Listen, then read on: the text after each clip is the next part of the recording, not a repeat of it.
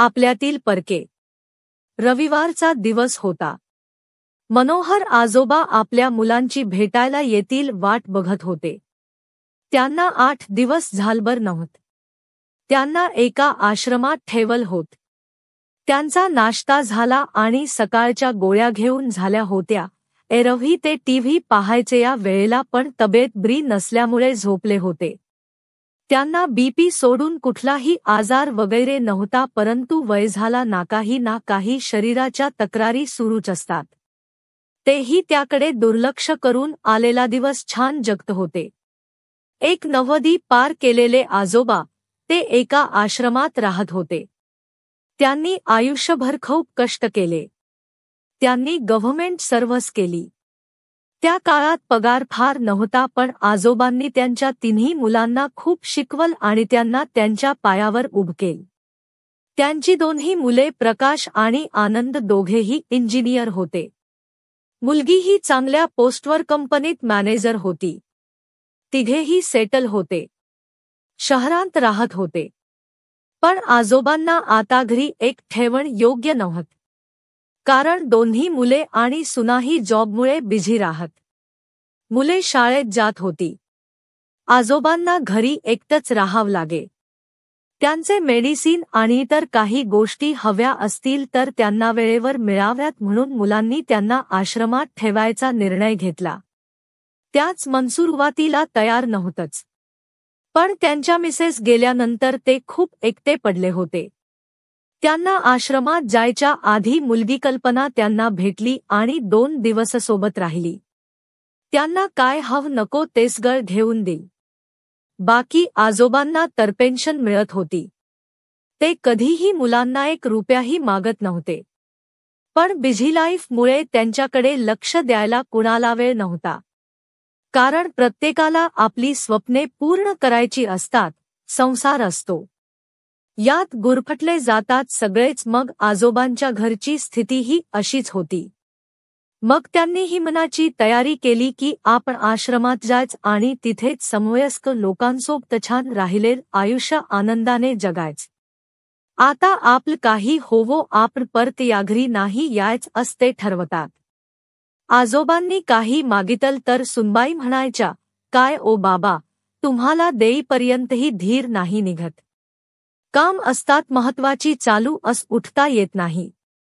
आजोबा समजून घ्यायचे, काही बोलत नव्हते. त्यानंतर त्यांना प्रत्येक गोष्ट मागितली तर असंच ऐकवल जाई. सून आणि मुलगा दिवस नोकरी करायचे. नातवांशी त्यांना बोलावं म्हटलं तर त्यांना अभ्यास असायचा, क्लासेस असायचे. कधी कुणी समवयस्क मित्र भेटला तर गप्पा मारायचे, पण त्यांना करमत नसतं. कुणीही त्यांच्याशी बोलायला नव्हतं. येणारा दिवस ते ढकलत होते. पण त्यांना आश्रममध्ये ठेवण्यात आलं. त्यांनी आश्रमालाच आपलं घर समजलं. त्यांना खूप आनंद झाला. त्यांच्यासारखी अनेक लोक त्यांना भेटत गेले. समवयस्क भेटले. गप्पा गोष्टी करू लागले. ते तिथे रमून गेले होते. छान मजेत दिवस चालले होते. तिथला स्टाफ खूप छान काळजी घेत होता.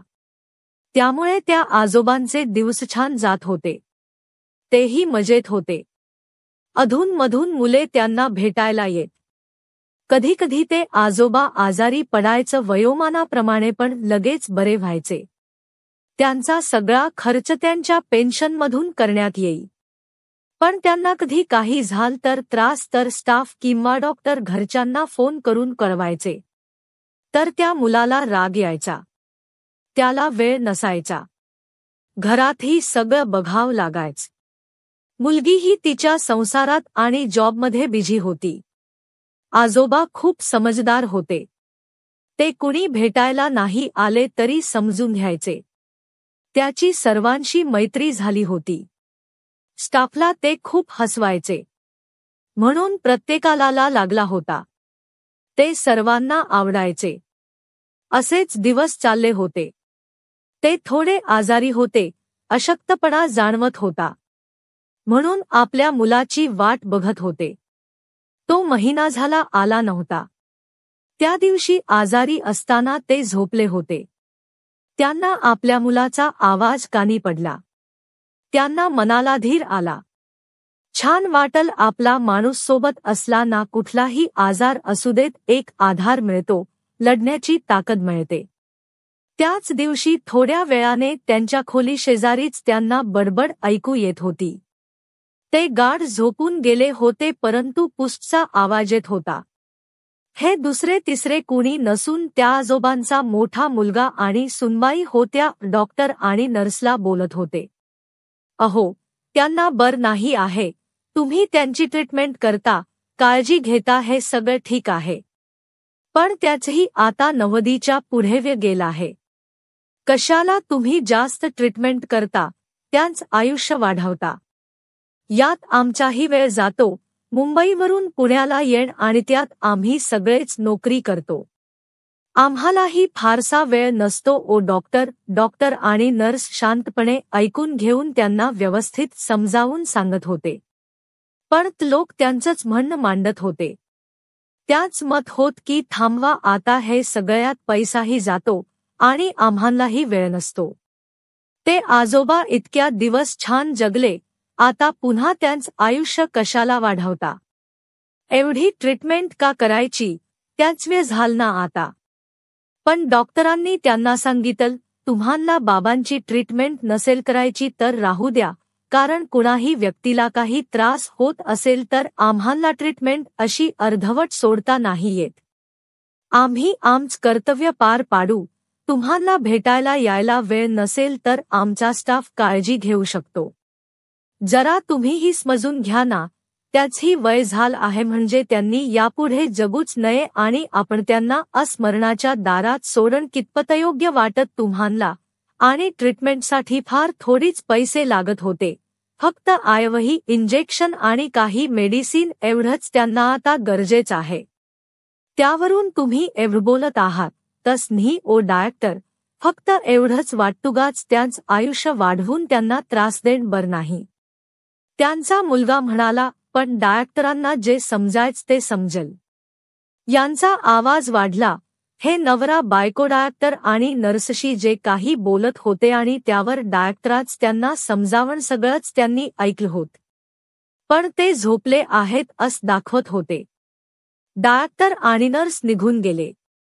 त्यांचा मुलगा आणि सून त्यांच्या रूममध्ये येऊन त्यांच्या तब्येतीची चौकशी करायची सोडून त्यांनाच बोलत होते. काय ओ बाबा, या वयात असं काही ना काही होतच असतं की तुम्ही लगेच डॉक्टरांना सांगता, तुमचं नेहमीच आहे. मग ते आम्हाला कळवतात, आम्हालाही आमची काम सोडून यावी लागतात. आणि त्या डॉक्टरांना बोलायला काय जातंय, पैसेही लागतात ना. आजोबा शांतपणे ऐकून घेत होते. त्यांना विकनेस जाणवत होता. त्यासाठीच डॉक्टरांनी स्लाईन वगैरे सुरू केलेलं होत. पण या घरच्यांना यांच काहीच नाही करावं वाटायचं. थोड्या वेळाने ते दोघेही निघून गेले. आजोबा विचार करत बसले होते. दुसरा मुलगा डॉक्टरांना भेटला, तोही त्याच विचारांचा होता. आता वय झालंय, जोवर राहतील तोवर ठीक, पण 90च्या पुढे वय गेले, तुम्ही फार काही करू नका, जेवढं जमेल तेवढंच करा. डॉक्टरांनी त्यालाही समजून सांगितलं की त्यांना फार मोठा आजार झालेला नाही की ज्यासाठी त्यांना एवढे पैसे लागतील, आणि ही ट्रीटमेंट दिली की ते बरे होतील, त्यामुळे तुम्ही प्लीज समजून घ्या. डॉक्टरने असं बोलताच तो निघून गेला. मुलांचे असे विचार, बोलणं ऐकून ते खचून गेले असावेत. रोज व्यायाम करणारे, सर्वांशी गप्पा मारणारे, मस्करी करणारे, हसत खेळत असणारे आजोबा नेहमी कधीतरी आजारी पडायचे, पण 2 दिवसात बरे व्हायचे. यावेळेस का कोण जाणे, त्यांची जगण्याची उमेदच संपून गेली असं वाटत होत. त्यांच्याकडे बघून ते त्या दिवशी खूप विचार करत होते. डॉक्टर सकाळी सर्व पेशंटला तपासण्यासाठी राऊंडला आले. ते मनोहर आजोबांना तपासण्यासाठी गेले. तेव्हा त्यांना ते काहीतरी विचारात असल्यासारखे शांत वाटत होते. डॉक्टरांनी त्यांच्याशी बोलण्याचा प्रयत्न केला. डॉक्टर निघाले तेवढ्यात त्यांनी थांबवलं. म्हटले की डॉक्टर, तुम्ही खूप करता ओ माझ्यासाठी. नकळत डोळ्यात पाणी जमा झाले. नेहमी मला बर करता, पण या वेळेस या घरच्या लोकांनाच वाटत मी नाही जास्त दिवस जगा. ऐकलंय मी कालच बोल. डॉक्टर म्हटले, बाबा तुम्ही काही काळजी करू नका, आम्ही आहोत ना तुमच्यासोबत. तुमची काळजी आम्ही घेऊ, तुम्ही फक्त काळजी घ्या. आजोबांनी नुसती मान हलवली. आजोबा मनातच विचार करत होते की आपली माणसेही असा विचार कसा करू शकतात. आणि यांना माझ काय करावं लागतंय, पैसे तर माझी सोय मी केलेली आहे. मी थोडीच कुणावर अवलंबून आहे. पण तरी यांना असं वाटाव. ते आज शांत होते. ते केअरटेकरला म्हणाले, मी जरा वेळ पडतो. त्यांना शांत झोप लागली होती. 4-5 दिवस डॉक्टर त्यांच्यावर ट्रीटमेंट करत होते. घरचे त्या दिवशी नका काही करू म्हणून सांगून गेले होते. पण डॉक्टर, नर्स आणि इतकं लोक त्यांची सेवा करत होते. व्यवस्थित जेवण वगैरे करत. त्यांचे मित्र मनोहररावांना धीर देत, तू लवकर बरा हो सांगत, तर त्यांनाही करमत नसत. 8 दिवस होतात. कुणाशी बोलले नव्हते आणि फिरले नव्हते. त्यांना परत पहिल्यासारखं छान व्हायच होत. आनंदात जगायच होत. वय इतकं होत पण खूप ऍक्टिव्ह आणि पॉझिटिव्ह विचारांचे, सर्वांना मदत करायचे. त्यांना आता ट्रीटमेंटमुळे एका बेडवर झोपून कंटाळा आला होता. त्यांच्यात आत्मविश्वास होता. खूप सहनशील होते. डॉक्टरांनीही त्यांना धीर दिला. ते बरे झाले. सगळ्यांना भेटले. त्यांना खूप आनंद झाला. पण मुले वेळ नाही म्हणून अजूनही भेटायला आली नव्हती. त्यांनी त्या दिवशी मुलाला असं बोलताना ऐकलं होत. ते बोलणं त्यांच्या मनाला लागलं होत.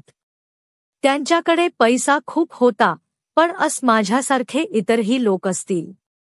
माझ्यासारखे त्यांना काय वाटत असेल. त्यांना या गोष्टीच खूप वाईट वाटत. आपण कुणावर अवलंबून नसावं. तेव्हा ते आजोबा डॉक्टरांना सांगून त्यांच्या घरच्यांना बोलवतात. त्यांच्या वकिलांना बोलवतात आणि विल बनवून घेतात. त्यांची सर्व मुले आणि त्यांची काळजी घेणारे डॉक्टर असे सर्व तिथे असतात. ते सर्वांना बोलवून घेतात आणि सांगतात की माझ्या मृत्यूनंतर माझी सगळी प्रॉपर्टी आणि जे काही पैसे असतील ते आश्रमाच्या ट्रस्टच्या नावाने करतात. तिथे त्यांच्या सारखे कुणी पेशंट आले, वयस्कर, तर त्यांची ट्रीटमेंट वगैरे मोफत मिळावे म्हणून आणि त्यांच्या मृत्यूनंतर स्वतःच शरीर मेडिकल शिकणाऱ्या मुलांसाठी दान करावं, देहदान असं विल करतात. मुलांना त्यांची चूक कळते. ते आजोबांची माफी मागतात. त्यांना घरी चला आता असं म्हणतात, परंतु आजोबा आश्रमात त्यांच्या परिवारासोबत राहणं पसंत करतात. ते घरी जात नाहीत. हेच माझं घर आहे आता असं म्हणतात आणि ते आजोबा तिथेच आनंदाने राहू लागतात. जन्म आणि मृत्यू कुणाच्याही हातात नाही. ज्याला जन्म आहे त्याला मृत्यू पण आहे. प्रत्येकाला जगण्याचा अधिकार आहे. आपण ठरवणारे हे सगळं कोण? कधी कधी आपल्यातले परक्यासारखे वागतात ना, तेव्हा खूप त्रास होतो आणि परकी माणसं मात्र न सांगता खूप काही करून जातात.